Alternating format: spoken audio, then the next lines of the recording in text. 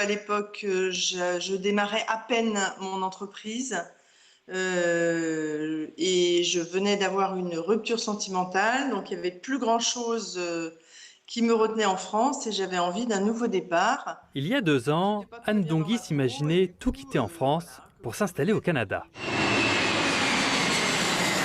Elle tombe sur un site internet, itscanadatime.com, qui fait la promotion d'une immigration au Canada. Ah, moi, j'ai cru vraiment que c'était le site du Canada, en fait. J'ai cru que c'était le site officiel. It's Canada Time propose alors à Anne Dongui ce qu'ils appellent un forfait VIP. Ce forfait comprend à la fois un visa, un billet d'avion, un travail, un logement, le tout pour la modique somme de 7 000 €, soit environ 10 000 $. Ça correspondait à mon rêve. Il me disait même que le Canada recherchait des gens qui voulaient entreprendre comme moi, des entrepreneurs. Je correspondais exactement à ce que le Canada voulait et moi, ça correspondait exactement à mon rêve. Mais après des mois d'attente, rien ne se passe. It's Canada Time, comme d'autres sites similaires, dit travailler avec de véritables consultants en immigration reconnus par le gouvernement du Canada. Anne Dongui contacte alors directement celui qui serait chargé de son dossier, mais celui-ci nie alors collaborer avec cette entreprise. Le sang m'est monté à la tête et j'ai compris, quoi. Ça a été une catastrophe pour moi, quoi. Anne Dongui n'est pas la seule à se dire victime de ce type de site. Nous avons recueilli le témoignage d'une quinzaine de personnes qui racontent des histoires similaires.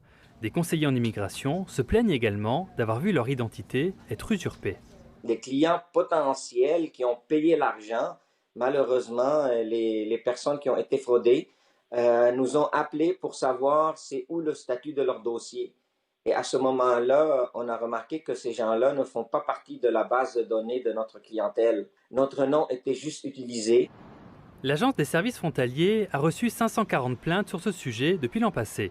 Le Centre antifraude du Canada fait état quant à lui de 179 signalements concernant 6 sites, tous gérés en Israël, pour ce qu'il qualifie d'escroquerie et de campagnes de marketing trompeuses. Dans des échanges qu'on a pu consulter, des sites menacent également d'autres immigrants potentiels et les pressent de compléter leur dossier. Faute de retour sous 48 heures, je serai contraint d'effectuer un rapport concernant votre manque de sérieux et vous ne pourrez plus appliquer pour immigrer pendant 2 ans, dit par exemple It's Canada Time. Canada Visa Service parle de son côté d'un mystérieux projet de loi Trump qui affecterait les francophones. Des menaces pourtant sans fondement. Quelqu'un qui est en cours ou en train d'initier un processus d'immigration, quelqu'un qui est en train de voir ses dossiers ou ses demandes être évaluées, quelqu'un qui n'a pas encore soumis de demande ne peut absolument pas faire l'objet d'une interdiction de la part d'IRCC, de mettre des menaces ou d'alléguer des choses qui ont pas de lien, de dire que les francophones ne seront pas priorisés, c'est faux également. 2 entreprises israéliennes, Callisto et Memo Global, sont derrière ces sites qui sont connus des autorités canadiennes. Callisto n'a pas répondu à nos appels et Memo Global a de son côté reconnu un pourcentage raisonnable de transactions litigieuses, mais aussi des annulations et des remboursements. Pour Anne Dongui, le rêve canadien a finalement pris fin lorsqu'elle a fait elle-même les démarches pour venir au Canada.